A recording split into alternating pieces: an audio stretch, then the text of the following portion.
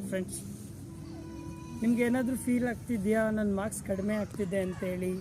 Usually ಏನು ಗೊತ್ತಾ, teacher papers ಕೊಟ್ಟಾದಮೇಲೆ ನನ್ನ ಫ್ರೆಂಡ್ಗೆ ಮಾರ್ಕ್ಸು ಜಾಸ್ತಿ ಬಂದಿದೆ, ನನಗೆ ಕಡಿಮೆ ಬಂದಿದೆ ಅಂತ ನಿಮಗೆ ಎಲ್ಲ ಫೀಲ್ ಆಗುತ್ತೆ. ಯಾಕಪ್ಪ ಅಂತಂದರೆ ನೀವೇನೋ ಒಂದಿಷ್ಟು ಪಾಯಿಂಟ್ಸ್ ಬರೆದಿರ್ತೀರ, ಅವ್ರದ್ದು ಮಾರ್ಕ್ಸ್ ಕಟ್ ಮಾಡಿರ್ತಾರೆ. ಆ್ಯಕ್ಚುಲಿ ಲ್ಯಾಂಗ್ವೇಜಲ್ಲಿ ಮತ್ತು ಕೆಲವು ಸಬ್ಜೆಕ್ಟ್ಸಲ್ಲಿ ಫುಲ್ ಅಥವಾ ಔಟ್ ಮಾರ್ಕ್ಸನ್ನು ಕೊಡೋಲ್ಲ. ಯಾಕೆ ಕೊಡೋಲ್ಲ ಅಂತಂದರೆ ಎಲ್ಲ ಪಾಯಿಂಟ್ಸು ಕಂಪ್ಲೀಟ್ ಆಗಿರಲ್ಲ ಅನ್ನೋ ಒಂದು ಸೆನ್ಸಲ್ಲಿ ಕೊಟ್ಟಿರಲ್ಲ. ಯೂಶ್ವಲಿ ಏನು ಗೊತ್ತಾ, ಈ ಥರ ಇದ್ದಾಗ ನೀವು ಡೈರೆಕ್ಟಾಗಿ ಹೋಗಿ ಏನು ಮಾಡಿಬಿಡ್ತೀರಾ, ಟೀಚರ್ ಹತ್ರ ನನಗೆ ಮಾರ್ಕ್ಸ್ ಯಾಕೆ ಕಟ್ ಮಾಡಿದ್ದೀರಾ ಅಂತ ಪ್ರಶ್ನೆ ಕೇಳ್ತೀರಾ. ಯೂಶ್ವಲಿ ಅಂಥದ್ದನ್ನು ಬಿಟ್ಟು ನೀವು ನಿಮ್ಮ ಅಪ್ರೋಚನ್ನು ಚೇಂಜ್ ಮಾಡಬೇಕು.